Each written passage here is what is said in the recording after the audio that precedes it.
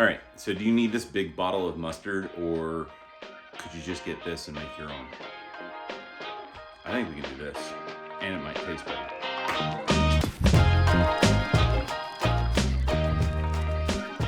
Tired of that same old store-bought yellow mustard?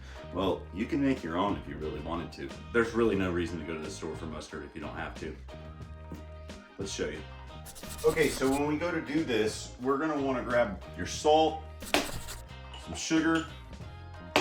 You'll need your dry mustard powder. We're gonna need a little bit of water, and then you're gonna wanna make sure that you have a container that you can put it in.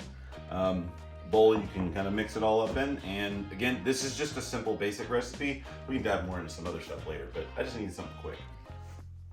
So we're gonna do about half of this recipe. So we're doing 3 tablespoons of dry mustard. We're gonna do a pinch of salt and a pinch of sugar. Next, we're gonna take the water and we're gonna put it in the dry goods, mix it together until it's a creamy, smooth consistency, essentially what it would look like whenever you're gonna go spread it.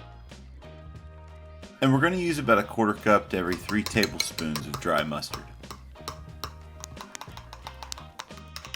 So it's pretty simple. You basically just wanna whisk it up, and you can use a whisk, or I'm using a fork, but if you just whisk it up until all the lumps are out, you're pretty much set, and then that would be just a simple yellow mustard.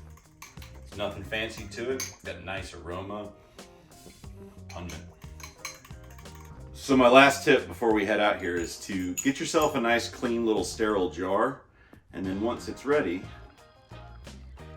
you can just pour it out.